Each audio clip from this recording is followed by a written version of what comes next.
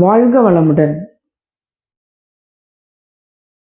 நம்ம இந்தியாவுக்கு நேற்று வந்து ரஷ்யன் பிரசிடென்ட் புட்டின் வந்து இறங்கியிருக்காரு டெல்லியில். ஹை செக்யூரிட்டி, அந்த பாதுகாப்பையே நம்ம ரஷ்யன் கவர்மெண்ட் கிட்ட விட்டுட்டோம். And Indian government is supporting for Putin's safety. அவரோட உயிரை பார்த்துக்கிறது ரஷ்யாவோட தான் பார்த்துக்குது. நம்ம வந்து அவங்களுக்கு சப்போர்ட் தான் பண்ணுறோம். அவ்வளோ பாதுகாப்பு ரஷ்யன் கவர்மெண்ட் கொடுக்குது. ஒரு பேச்சு இருந்தது இல்லைங்களா, சைனாக்கு நம்ம மோடி போனப்போ நம்ம புட்டின் தான் அவரை காப்பாற்றினாரு, அவரை கொல்றதுக்கு ஒரு சதி நடந்ததுன்னு. அதே மாதிரி புட்டினை சாவடிக்கிறதுக்கு நிறைய பேர் ரெடியாக இருக்காங்க. ஆஸ் யூஷுவல் எந்த தலைவர் வந்தாலும் முதல்ல Mahatma Gandhi, father of our nation, அவரோட சமாதி ராஜ்காட்டில் இருக்கு. போனால் பாருங்க, ஒரு நல்ல ஒரு அமைதியான இடம். அங்கே போய் மலர் வளையம் வச்சுட்டு ஒரு நோட் வச்சுருப்பாங்க. யார் விசிட்டர்ஸ் வந்தாங்க, உங்களுக்கு ஏதாவது எழுதுறதுனா எழுதலாம். அப்போ அவங்க எழுதுறாங்க. என்னென்னு எழுதுறாரு, மகாத்மா காந்தி வந்து பெரிய தலைவர். அவர் வந்து அவரும் நம்ம யார் டால்ஸ்டாய் இதெல்லாம் ஃப்ரெண்ட்ஸ். அப்போ அவர் வந்து சொல்கிறாரு, மகாத்மா காந்தி நினச்ச உலகம் வந்து என்ன ரொம்ப ஆட்டோக்ரஸி, மிரட்டல். ஆட்டோக்ரஸினா கொஞ்சம் ஒருத்தர் தலைமையில் இருக்கிறது, அதே மாதிரி ஒரு கண்ட்ரியோட தலைமையில் இல்லாமல், அந்த மாதிரி இல்லாமல் ஒரு எல்லாத்துக்கும் சமமாக இருக்கிற மாதிரி ஒரு நாடு வேணும்னு அவர் நினைச்சாரு. பட் அவரோட ஆசை கனவு எல்லாம் வந்து இனியும் குழந்தையா தான் இருக்கு. அவர் வந்து அந்த காலத்துல ப்ரெடிக்ட் பண்ணார், இந்த மாதிரி ஒரு எல்லாரும் ஈக்குவலா இருக்கிற மாதிரி ஒரு நான் உலகம் இருக்கணும்னு. பட் அது நடக்கல. அப்ப என்ன, அதை எழுதி எல்லாருமே எழுதுவாங்க, இவர் வந்து மகாத்மா காந்தி ஆசைப்பட்டது நடக்கல, எல்லாம் ஒருத்தருக்கு ஒருத்தர் சமமா இருக்கணும்னு சொன்னாரு. பட் நடக்கலன்னு சொல்றாரு. அது அவரோட கருத்து அதை எழுதி வச்சுட்டு வர்றாரு. அப்போ ஏன்னா எழுதி வச்சுட்டு வந்துடுறாரு. அப்போ எனக்கு எது ஞாபகம் வருது தெரியுங்களா, கொஞ்ச நாள் முன்னாடி எனக்கு என் ஃப்ரெண்டுன்னு தெரிஞ்சவங்க, அவங்க பெரிய பிஜேபி கட்சியில் கான்டாக்ட்ஸ் எல்லாம் இருக்கிறவங்க. அவங்க வந்து பேசிகிட்டு இருக்கும்போது அவங்ககிட்ட சொன்னேன், உங்களுக்கு ஏதாவது முடிஞ்சா எனக்கு, அவங்க தான் பெரிய ஆளாச்சுன்னு எனக்கு தெரிஞ்ச பெரிய ஆள், அவர்கிட்ட சொன்னேன், எனக்கு புட்டினை பார்க்கறக்கு ஒரு ஏற்பாடு பண்ண முடியுமான்னு கேட்குறேன். அப்போ கேட்கும்போது அவங்க என்ன அப்படி சிரிக்கிறாங்க, ஏங்க வை புட்டின் கேட்குறாங்க. நான் சிரிச்சிட்டேன். எனக்கு part of my history, he's not part of my history. Russia, USSR was part of our history. இந்தியாவில் ஒவ்வொரு குழந்தைங்களுக்கும் அவங்க பேரண்ட்ஸ் சொல்லி கொடுக்குற ஹிஸ்ட்ரி. இப்போ எங்கள் தாத்தா ஃபேமிலி, கழு தாத்தா, அவங்கெல்லாம் ஃப்ரீடம் ஃபைட்டர்ஸ், அப்படி காங்கிரஸ் ஃபேமிலி, அவங்கெல்லாம் அவ்வளோ. அப்போனா தேசப்பற்றுனாவே காங்கிரஸில் இருப்பாங்க. இப்போ கொஞ்சம் பிஜேபி நாங்கள் தான் சொல்கிறாங்க. எதாக இருந்தாலும் அவங்க தேசப்பற்று, நாடுன்னு ஒன்று நல்லா இருக்கணும்னு நினைக்கிறாங்க. அப்போ அவங்க வந்து சொல்லியிருக்காங்க, எப்படி யுஎஸ்எஸ்ஆரும் நம்மளும் ஃப்ரெண்ட்ஸாக இருந்தோம், ஃபைட்டு, வார், அதை பற்றி நிறையா. நம்ம இந்தியன் இண்டிபெண்டன்ஸ் ஆனதுலேருந்து 75 வருஷத்துக்கு மேலே ஆச்சு. அவங்க கூட நம்ம வந்து 2 பேரும் ஒரே கனெக்ஷனில் போயிட்டுருக்குறோம். அப்புறம் எதுக்கு வந்து எனக்கு, அப்புறம் நானும் நிறைய புக்ஸ் படிச்சிருப்போம் இல்லைங்களா, அதில் தெரிஞ்சுக்கிட்டது. So USSR was a part of Indian history. எப்போ இந்தியான்னு ஒன்று ஆச்சோ அதுலேருந்து அவங்களும் நம்ம கூடயே வராங்க.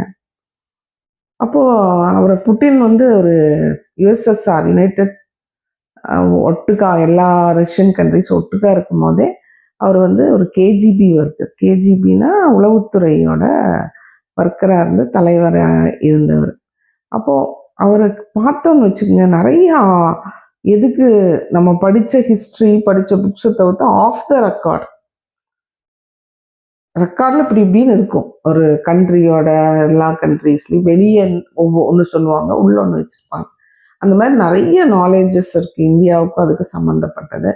பார்த்தா எல்லாம் அவர்கிட்ட தனியாக பர்சனலாக பேசினா தெரிஞ்சுக்கணும்னு ஒரு ஆசை.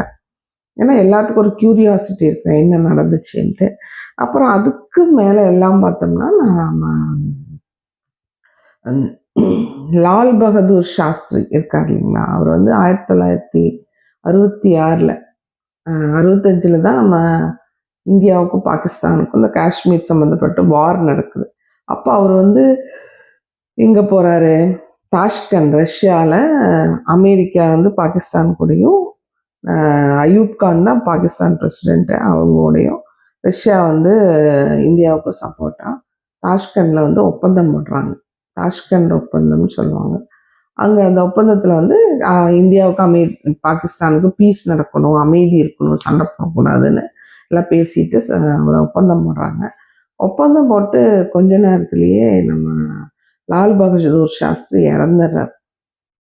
மூக்கிலையும் கண்ணில் தண்ணி, திடீர்னு ஹார்ட் அட்டாக்னு சொல்கிறாங்க, ஒரு இன்ஃபெக்ஷனில் இருந்துட்டாருன்னு சொல்கிறாங்க. இனியும் அது ஏன் அவர் இறந்தாருன்னு போஸ்ட்மார்ட்டம் எல்லாம் பண்ணி ஒரு ரிப்போர்ட்டு நமக்கு கிடைக்கல. அப்புறம் அவர் வந்து அவர் உடம்புல நிறைய காயங்கள் எல்லாம் இருந்ததுன்னு சொல்கிறாங்க. எல்லாம் ஒரு சந்தேகம்தான். எப்போவுமே எனக்கு புட்டின் நினைக்கும் போது நமக்கு இந்த லால் பகதூர் சாஸ்திரி பற்றி அவர்கிட்ட கேட்டான். I don't want to make it public, but ஒரு க்யூரியாசிட்டி, எல்லாருக்குமே அது என்னன்னு தெரிஞ்சுக்கணும். ஏன்னா நம்ம தாத்தா அப்பாக்கள் எல்லாம் சொல்லி வளர்ந்த கதைகள் இல்லைங்களா, நம்மளும் நம்ம குழந்தைங்களுக்கு நம்ம நாட்டோட ஹிஸ்ட்ரி சொல்லி தரணும். நம்ம குழந்தைங்க கூட உட்காந்து பேசணும். இப்போ எங்கள் வீட்டில் கதை சொல்கிறதே, எங்கள் வீட்டில் இதெல்லாம் தான் சொல்லுவாங்க. நம்ம நாடு, இண்டிபெண்டன்ஸ், ஆமாம் எல்லா கதைகளும் சொல்லுவாங்க. பட் இதோடு சேர்ந்து நம்ம பாலிட்டிக்ஸு குழந்தைங்களுக்கு சொல்லி தரணும். நம்ம நாடு எப்படி உருவாச்சு, எத்தனை பிரச்சனைகள். லால் பகதூர் சாஸ்திரி வந்து என்ன கொண்டுட்டாங்கன்னு சொல்கிறாங்க, ஆக்சிடென்ட் கிடையாது. ஏன்னா 1977 தான் ஃபஸ்ட் டைம் வந்து காங்கிரஸ் மாறி ஜனதாதள் கவர்மெண்ட் வருது. அவங்க தான் வந்து ராஜ்நாராயணன் ஒருத்தர் கீழே ஒரு கமிட்டி ஆரம்பித்து லால் பகதூர் சாஸ்திரி எப்படி இறந்தாரு, மிஸ்டரியஸாக இறந்தாருன்னு என்னன்னு கண்டுபிடிக்கணும்னு. அவர் 1966 இறந்தாச்சு. ஆனால் 1977 அப்போ தான் கமிட்டி போடுறாங்க. கமிட்டி போட்டு என்ன சொல்கிறாங்க, இந்த world of politics truth has many meaning, politically speaking, but nothing came out. அப்போது அவர் சொல்கிறாரு, இந்த டெமோக்ரஸியில் உண்மைக்கு நிறைய அர்த்தங்கள் இருக்குது. உண்மை ஒன்று இருக்கும், பொலிட்டிக்கலாக ஒரு உண்மை இருக்கும். உண்மையான உண்மை ஒன்று, ஆனால் அரசாங்கம் வெளியிடுற உண்மை ஒன்று இருக்குன்னு சொல்கிறாங்க. ஆனால் அவங்க அப்பவே கேட்குறாங்க, என்ன இதை வந்து யார் கொன்னாங்க, ஒரு வேளை அவர் கொன்று இருந்தா அது வந்து நிறைய கேள்விகள் வைக்கிறாங்க. ஒன்றா சிஐஏயா, அவங்க வைக்கல, பொதுவாக எல்லாரோட கருத்தும் சிஐஏ நம்ம அமெரிக்காவோட உளவுத்துறை கொண்டுச்சா, இல்லை கேஜிபியே அவங்கள கொண்டுச்சா, யுஎஸ்எஸ்ஆரோட உளவுத்துறை கேஜிபி கொண்டுச்சா, இல்லைன்னா நம்ம நாட்டிலேயே யாராவது அவரை கொண்டுட்டாங்களா, இல்லைன்னா சாதாரண ஹார்ட் அட்டாக்ல அவர் இறந்தாரா, அந்த ஒரு கொஸ்டின், 4 கொஸ்டின் இருக்கு. அந்த கொஸ்டினுக்கு இது வரைக்கும் நமக்கு விடையே கிடைக்கல. சரிங்களா, அதுதான் அவர் சொல்றாரு. அப்போ இது இத்தனை ஒரு 50 வருஷம் ஆச்சு, இனியும் நம்மளால அவர் ஏன் செத்தாருன்னு கண்டுபிடிக்க முடியல. இது மாதிரி நிறையா நம்ம தலைவர் பார்த்தீங்கன்னா, நம்ம மினிஸ்டர்ஸில் பிரைம் மினிஸ்டர்ஸ்லேயே பாப்புலராக இருந்ததில் நெஹ்ரு ஒருத்தர் தான் நேச்சுரல் டெத் செத்தார். லால் பகதூர் சாஸ்திரியும் சந்தேக முறை இப்படியே இறந்தார். இந்திரா காந்தி இறந்தாங்க, ராஜீவ் காந்தி இறந்தாங்க. சரிங்களா, அது மாதிரி பெரிய பாப்புலர் லீடர்ஸ் எல்லாம் இப்படி தான் இறந்துருக்காங்க. சந்தேகமான இருக்கு, அவங்களோட இறப்புகள் இன்னும் சந்தேகத்துக்கு உட்பட்டது தான்.